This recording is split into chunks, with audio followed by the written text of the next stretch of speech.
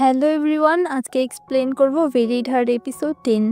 ভিডিওর শুরুতেই দেখি সুনহুদের গাড়ি যেই ট্রাক ড্রাইভার ধাক্কা দিয়েছিল সেটা অ্যাডমিনিস্ট্রেটর জুনহু ছিল। সে এলডোকে একটা ডিএনএ রিপোর্ট দেখায় যেটা লেখা ছিল সিয়ং হিয়ন সুনহুর ছেলে। এরপর এলডো গাড়িতে বসে সুনহুদের গাড়ি ধাক্কা মেরে ফেলে দেয় আর সাথে তার নিজের গাড়িও ব্রিজ থেকে পড়ে যায়, কিন্তু সে বেঁচে গিয়েছিল আর কোনো মতো উপরে চলে আসে। আর সিয়ং হিয়নও উপরে এসে কোথাও চলে যায়, এটা এলডোও দেখতে পায়, কিন্তু তার অবস্থা খারাপ থাকায় সে সেটা খেয়াল করতে পারে না।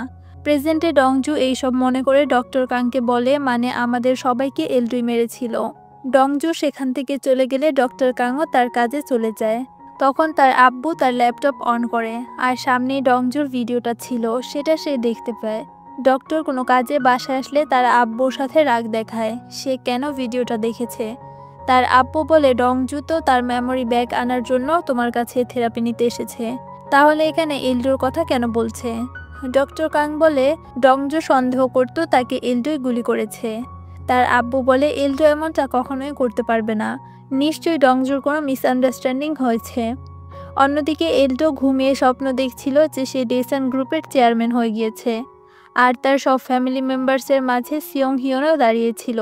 সিয়ং হিয়ন সেখান থেকে বাসায় চলে আসে, এলডোও তার পিছু পিছু বাসায় আসে আর সেখানে ডংজুকে দেখতে পায়। এর মাঝেই তার ঘুম ভেঙে যায়, তখন সে সামনে ডংজুকেই বসে থাকতে দেখে। এরপর ডংজু তাকে সেই অ্যাক্সিডেন্টের নিউজ পেপারটা দেখায়। এলডো বলে অ্যাক্সিডেন্টে সুনহো, গিয়ং হিয়ন আর তার ছেলে মরে গিয়েছিল আর মরার মুখ থেকে আমি বেঁচে গিয়েছিলাম। কলেজের সময় থেকেই আমরা ফ্রেন্ড ছিলাম। এই নিউজ পেপারটা ইউননামকেও দেখিয়ে দিও, যেন সে বুঝতে পারে আমি তার আব্বুকে মারিনি, আমি তো নিজেই মরতে মরতে বেঁচে এসেছিলাম। ডংজু বলে আমিও ইউননামকে এই কাহিনী শোনাতে চেয়েছিলাম, কারণ সত্যটা শুনতে পেলে সে পেন সহ্য করতে পারবে না। তবুও এলডো বলতে থাকে সে কাউকেই মারেনি। তখন ডংজু ন্যাপকিনের প্যাকেট কামড় দেয় যেভাবে এলডো দিয়েছিল। এরপর সে একটু পিছিয়ে হেঁটে হঠাৎ করে ডংজুর কাছে চলে আসে আর বলে সেও এভাবেই সেই গাড়ি অ্যাক্সিডেন্টের সময় মুখে ন্যাপকিন দিয়েছিল। আর সে সিয়ং হিয়নের বলা কথাগুলো বলে যে স্যার প্লিজ এমনটা করবেন না। এইসব শুনে অবাক হয়ে এলডো জিজ্ঞেস করে তুমি কে। ডংজু বলে গাড়ির ব্যাক সিটে থাকা সেই ছোট্ট বাচ্চা সিয়ং হিয়নই আমি, আর বলে আপনাকে, আপনার বউকে আর আপনার ছেলে তাইয়ুনকে চেয়ারম্যানের বিয়ে পর্যন্ত সময় দিচ্ছি, এরপর এখান থেকে চলে যেতে হবে। এলডো বলে আমাদের তাড়িয়ে দেওয়ার তুমি কে। ডংজু বলে আমি সে যে আমার মা বাপের মার্ডারার এলডোকে মারার জন্য পাগল হয়ে আছি, তাই বেঁচে থাকতে চাইলে আপনাকে ডেসান ছেড়ে যেতে হবে। এতে এলডো বলে ডেসান ছেড়ে চলে যাওয়া থেকে আমি মরে যাওয়াই পছন্দ করব। এটা শুনে ডংজুও সেখান থেকে চলে যায়। এরপর এলডো জ্যাংসিয়নকে কল করে একটা গান দিতে বলে ডংজুকে মেরে ফেলার জন্য। এদিকে ডংজুর ইউননামের সাথে দেখা হলে সে তাকে নিউজ পেপারটা দেখায়। এরপর বনবেকে দেখি সেই ইয়াংচুলকে জুনহোর জন্য খাবার এনে দেয় আর বলে এইবার সেই ফাইলগুলো তাদের দিয়ে দিতে। জুনহো বলে ডেন্ডেলাইন নামের কোনো ফাইলই এক্সিস্ট করে না, কিন্তু ইয়াংচুল জ্যাংসিয়নকে একটা ওল্ড বিল্ডিংয়ের বেসমেন্টের কথা বলে। এদিকে ডংজু ইউননামকে বলে সে অ্যাক্সিডেন্টের পরে এলডোর অনেকগুলো সার্জারি হয়েছিল আর সে অনেক টাইম হসপিটালেই ছিল। সে তাকে বোঝাতে চাচ্ছিল তার আব্বুকে এলডো মারেনি। এতে ইউননাম তাকে হাক করে বলে তাহলে হয়তো আমি ভুল শুনেছিলাম। এরপর সে তার আম্মু আর এলডোর সামনে এসে বলে ডংজু আমায় সেই অ্যাক্সিডেন্টের ব্যাপারে সব বলেছে, আমি ভাবতাম আমার আব্বুকে আমার সৎ আব্বু মেরেছে। এটা শুনে দুঃখী ইউননামকে এইসব বন্ধ করতে বলে। তখন সেখানে তাইয়ুন চলে আসে আর সবাইকে খাবার খেতে যেতে বলে। কিচেনে এসে তাইয়ুনের মনে পড়ে সে এলডো আর ডংজুর কথা শুনতে পেয়েছিল আর এটাও শুনেছিল যে এলডো ডংজুর মা বাপকে মেরে ফেলেছে আর ডংজু এখন তাদেরকে ডেসান ছেড়ে যেতে বলছে। এইদিকে ইউননাম তার আম্মুকে সেই ছবিটা দেখেই কিছু জিজ্ঞেস করার আগেই তার আম্মু রেগে যায় আর এই ছবিটা ডিলিট করতে বলে। দুঃখের থেকে কিছু জানতে না পেরে সে ডক্টরের আব্বুর কাছে চলে আসে। সে জানায় যেদিন এই ছবিটা তোলা হয়েছিল ওই দিনই তার আব্বুর অ্যাক্সিডেন্ট হয়েছিল আর এজন্যই তোমার আম্মু এই ছবিটা দেখতে পারে না। ইউননাম বলে এলডো কি আমার আব্বুর পাশে থাকা এই মহিলার সম্পর্কের ব্যাপারে জানতো। সে বলে সুনহো আর গিয়ং হিয়নের মাঝে তো কোনো সম্পর্কই ছিল না, তোমার আম্মুরও মিসআন্ডারস্ট্যান্ডিং হয়েছিল। সে ভাবতো সুনহো যে বাচ্চাটাকে কোলে নিয়েছে সেটা হয়তো তার নিজেরই ছেলে। তোমার আম্মু ভুলকেই সত্য ভেবেছিল। সে ইউননামকে জিজ্ঞেস করে তুমি এই ছবিটা কোথায় পেয়েছো, এটার কপি তো আমি ছাড়া আর কারো কাছেই নেই। ইউননাম বলে ডংজু এইটার একটা ওল্ড ছবি পেয়েছে যেটা সেই অ্যাক্সিডেন্টে মরে যাওয়া বাচ্চার কাছে ছিল। এতে তার মনে পড়ে সেই ছবিটা তো সে নিজেই সিয়ংহিয়নের পকেটে রেখেছিল। অন্যদিকে এলদো জ্যাংসিয়নকে বলে ডংজু সেই সিয়ংহিয়ন যে অ্যাক্সিডেন্টের ব্যাপারে সব কিছুই জানে। সে এটাও জানে যে সুনহো তার বাপ, আর এখন সে আমায় ডেসান ছেড়ে দেওয়ার জন্য ব্ল্যাকমেল করছে। জ্যাংসিয়ন বলে তাহলে তো ওরে মেরে ফেলা অনেক ইম্পর্ট্যান্ট হয়ে গিয়েছে, কিন্তু এল্ডারের পারমিশন ছাড়া আমরা ওকে মারতে পারবো না। এলডো বলে তাহলে এমনভাবে মারবো যেন সবাই বুঝে ডংজু ইউননামের সৎ ভাই হওয়ার পেন সহ্য করতে না পেরে সুইসাইড করেছে। জ্যাংসিয়ন এলডোকে গান দিয়ে দেয় আর ডংজুকে কিভাবে মারবে সেটার প্ল্যানিংও করে নেয়। অন্যদিকে ডংজু আর বনবে ইউনচুলকে নিয়ে সেই ওল্ড বিল্ডিংয়ে আসে আর বেসমেন্ট খুঁজে একটা লকার পায়। এইদিকে গুহ আর তার লোক নিয়ে জুনহোর লোকেশনে চলে আসে। অন্যদিকে লকার খুললে সেটা খালি দেখতে পায়। এতে তারা ইয়াংচুলের উপর রেগে যায়। ইয়াংচুল বলে সে তো সব সত্য কথাই বলছে। এরপর তারা সেখান থেকে জুনহোর কাছে চলে আসে আর ইয়াংচুলকে আবার রুমে লক করতে যায়, কিন্তু সেখানে জুনহোকে আহত অবস্থায় দেখতে পায়। সে তাড়াতাড়ি ডক্টরকে কল করে আসতে বলে আর জুনহোর বালিশের সাইড থেকে একটা নকশা দেখতে পায়। নকশা দেখেই ডংজু জায়গাটা চিনে ফেলে আর সেখানে এসে ফ্লোর ভাঙতে লাগে আর মাটির নিচ থেকে সে ডেন্ডিলাইন ফাইলস খুঁজে পায়। এরপর ফাইলস এনে হ্যাকার ফ্রেন্ডকে দেয়। পরের দিন জি সিওন ফ্যামিলির সবার সাথে দেখা করছিল। কিছুক্ষণ পর ইয়াংসু বউ সেজে সেখানে আসে, কিন্তু চেয়ারম্যান হঠাৎ ইয়ংসু আর বিয়ের ব্যাপারটা ভুলে যায় আর তাই গাড়ি থেকে বের হয় না। তখন জ্যাংসিয়ন জি সিওনকে গাড়ির ভিতরে বসিয়ে সব কিছু মনে করায়। এতে চেয়ারম্যানের একটু একটু মনে পড়তে লাগে আর সে গাড়ি থেকে বের হয়ে হোটেলের ভিতরে চলে যায়। কিন্তু ডংজু অবাক হয়ে যায় হঠাৎ জ্যাংসিয়ন কেন হেল্প করছে। বিয়ের পর চেয়ারম্যান আর তার নিউ ফ্যামিলি হোটেলেই থেকে যায় আর বাকি সবাই বাসায় চলে আসে। তখন সেক্রেটারি ওয়াং জুকহিকে সাইডে এনে বলে দেয় যে সুনহোর না যায় ছেলে এখনো বেঁচে আছে। এইদিকে এলডো ডংজুকে মারার প্রিপারেশন নিচ্ছিল। অন্যদিকে ডংজুকে একটা ফাইল পাঠায়। বনবে ডংজুকে কল করে জানায় সুনহোর গাড়ি অ্যাক্সিডেন্টের ব্যাপারটা এলডো হাইড করেছে। তোমায় পাঠানো ফাইলসগুলো দেখে নাও, বাকি কথা পরে বলবো। সে ফাইলস চেক করলে ডিএনএ রিপোর্ট দেখতে পায় আর শক হয়ে যায়।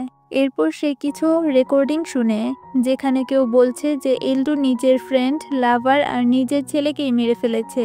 এলডো সেই বাচ্চা জন্ম দিতে মানা করেছিল, তাই গিয়ং হিয়ন এলডোকে বলেনি সেটা যে তার ছেলে। সে তো এটা জানে না অ্যাক্সিডেন্ট করে মেরে ফেলা বাচ্চা সিয়ং হিয়ন তার নিজেরই ছেলে। এরপর সে রিপোর্টটা আবার চেক করে যেখানে বলা হয়েছে ডংজু এলডোর সন্তান। তখন তার কাছে এলডোর কল আসে আর ডংজুকে আজ রাতে দেখা করার জন্য বাইরে রাখে। ডংজু তার সাথে দেখা করতে লোকেশনে চলে যায়। জায়গাটা একদম নীরব আর পরিত্যক্ত ছিল। সিসিটিভি দিয়ে জ্যাংসিয়নও সেখানেই বসে নজর রাখছিল আর এলডো জ্যাংসিয়নকে বলেছিল এইবার সে ডংজুকে মেরেই ছাড়বে। এরপর সে ডংজুর কাছে আসতে লাগে আর একটু সামনে যেই শুট করে। গুলি লাগার ফলে ডংজু মাটিতে বসে পড়ে। এলডো যখন আবার গুলি করতে যায় কেউ তাকে কল করে বলে গুলি করো না, ডংজু তোমারই সন্তান। এটা শুনে সে অবাক হয়ে ডংজুর কাছে যায়। তখন ডংজু বলে আপনি এসব কি করছেন, আমি এখনো মরিনি, গুলি করে আপনার মিশন কমপ্লিট করেন আব্বু। ডংজুর মুখে আব্বু ডাক শুনে সে আরো হতবাক হয়ে যায়। তখন পাস্টের একটা সিন দেখানো হয় যেখানে জ্যাংসিয়নি ডিএনএ টেস্টের রিপোর্টটা বানিয়েছিল মরার আগে তাকে একটা শক দেওয়ার জন্য। আর ডুখিও এলডোকে ডংজুর সিয়ংহিয়ন হওয়ার ব্যাপারটা বলে দিয়েছিল আর বলেছিল সে যেন তাকে মেরে ফেলে, নয়তো সে তাইয়ুনের ফিউচার নষ্ট করে দিবে। আর অ্যাক্সিডেন্টের পর জ্যাংসিয়নি এলডোকে বলেছিল সে যেন ডুখিকে বিয়ে করে নেয় আর সুনহোর ছেলের জায়গায় নিজের সন্তান জন্ম দিয়ে যেন তাকে চেয়ারম্যান বানায়। এলডো যাওয়ার পরে সেখানে আরেকজন লোক এসেছিল যাকে জ্যাংসিয়ন বলেছিল এলডোর উপর নজর রাখতে যেন সে তার দোষ আবার স্বীকার না করে ফেলে। আর তাকে কখনোই জানতে দিও না যে সিয়ংহিয়ন তার নিজের ছেলেই ছিল আর জ্যাংসিয়নি এলডোকে দিয়ে তার নিজের লাভারকেই মার্ডার করিয়েছে, কারণ গিয়ংহিয়নের জন্য তাদের কোম্পানির রিস্কে ছিল। প্রেজেন্টে এলডো যখন ডংজুকে গুলি করে তখন জ্যাংসিয়নি এলডোকে বলে গুলি না করতে, ডংজু তারই ছেলে। আর ডংজু স্মাইল করে তাকে আব্বু বলে ডাকে। এটা শুনে এলডো রেগে যায়, বলে তোমরা আবার কি নাটক শুরু করেছ, ডংজো গুলি তার মাথায় নিয়ে বলে গুলি করে মেরে ফেলেন আমায়। জ্যাং সিয়ন বুঝতে পারে এলডো ইমোশনাল হয়ে গিয়েছে, তাই গুহকে কল করে বলে গুন্ডা পাঠিয়ে এলডোকে মেরে ফেলতে। তখন তাইয়ুন সেখানে চলে আসে আর এলডোকে থামায়। তখন ডংজো এলডোর হাত থেকে গান নিয়ে এলডোর দিকে তাক করে আর গুহর পাঠানো গুন্ডাদের এখান থেকে চলে যেতে বলে। এতে গুন্ডারাও চলে যায়। ডংজোর শরীরে গুলি লাগার কারণে সে উইক হয়ে যায়। এতে তাইয়ুন তাকে সাপোর্ট দিয়ে হসপিটাল নিয়ে যেতে লাগে। আর এলডো এত বড় শখ খেয়ে কিছুই বলতে পারছিল না। জ্যাং সিয়ন রেগে এলডোকে গাড়ি দিয়ে অ্যাক্সিডেন্ট করে মেরে ফেলতে চায়, কিন্তু সঠিক সময় এলডো সেখান থেকে সাইড হয়ে যায়। তখন ডক্টরের আব্বুর মেসেজ আসে। সে বলে আমার মনে হয় ডংজু তোমার ছেলে। অন্যদিকে তাইয়ুন ডংজুকে নিয়ে হসপিটালে ছিল। তার মনে পড়ে সে ডংজু আর এলডোকে কথা বলতে শুনেছিল। সে ডংজুকে বলে দিয়েছিল যে সে তার আব্বু আর তার মাঝের সব কথা শুনে ফেলেছে। তখন ডংজু বলেছিল এইসব যেন সে এলডোকে না বলে, কারণ এলডো তার কাছে ভালো আব্বুই থাকতে চায়। এরপর সে ডংজুর কাছে এসে বলে আব্বু যেগুলো তোমার সাথে করেছে এগুলো আমি কখনোই ভুলতে পারবো না। অন্যদিকে এলডো ডক্টরের আব্বুর বাসায় এসে জিজ্ঞেস করে সে আগে কেন বলেনি সিয়ং হিয়ন যে তার ছেলে। সে জানায় সে সুনহো আর গিয়ং হিয়নকে বলতে শুনেছিল। সুনহো তাকে বুঝাচ্ছিল সে যেন তোমায় বলে দেয় যে সিয়ং হিয়ন তোমার ছেলে। গিয়ং হিয়ন বলেছিল সে সময় করে বুঝে বলবে, কারণ সে এই বাচ্চা দেখতে মানা করেছিল। আর সুনহো তাকেও বলেছিল যেন সে এলডুকে না বলে, গিয়ং হিয়ন নিজেই বলবে। আর ওই দিনই তারা ট্রিপে গিয়েছিল যেই দিন এলডু তাদের মেরে ফেলেছে। এলডু বলে তাহলে তারা মরে যাওয়ার পরেও তুমি আমায় এইটা কেন বলনি। সে বলে তুমি যদি জানতে পারো সেই অ্যাক্সিডেন্টে তোমার বাচ্চা আর বাচ্চার মা দুইজনই মারা গিয়েছে তোমার আরো বেশি পেন হতো, আর এই জন্যই আমি কখনো বলিনি। এইসব শুনে এলডু কান্না করতে লাগে।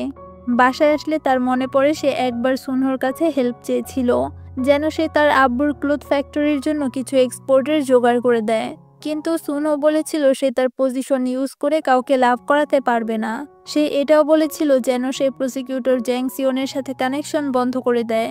হাই স্কুলে থাকতে জ্যাং সিয়ন তাকে দিয়ে আনফেয়ার কাজ করানোর জন্য অনেক মেরেছিল, আর সে যেন জ্যাং সিয়নের ইশারায় তার নিজের লাইফটা নষ্ট না করে। তখন এলডু রেগে বলে তুমি যেহেতু এতই ভালো তাহলে গিয়ং হিয়নের সাথে ফেয়ার করে বাচ্চা কেন জন্ম দিয়ে রেখেছ। সুনহো তখন এলডুর কথায় অনেক হাসে, কিন্তু সত্যটা বলে না, এটা ভেবে যে গিয়ং হিয়ন তাকে সবকিছু নিজেই বলবে। আর একদিন রুকহিও কান্না করে বলছিল সুনহো কখনোই স্বীকার করবে না সিয়ং হিয়ন ওর ছেলে। ইচ্ছে করে ইউননাম আর নিজেকে মেরে ফেলি, ভালো হতো যদি আমি তোমায় বিয়ে করতাম। প্রেজেন্টে তাইয়ুন দরজার বাইরে থেকে বলে আপনি এই নিউজ শুনলে খুশি তো হবেন না, তাও বলছি যে ডংজু এখন সুস্থ আছে। এটা বলেই সে চলে যায়। আর এই এপিসোডটা এখানেই শেষ হয়ে যায়। এক্সপ্লেনেশন ভালো লাগলে অবশ্যই ভিডিওতে একটা লাইক করে দিও। চ্যানেলে নতুন হলে সাবস্ক্রাইব করে পাশে থাকার অনুরোধ রইল। দেখা হচ্ছে নতুন ভিডিওতে, ততক্ষণ ভালো থাকো। আল্লাহ হাফেজ।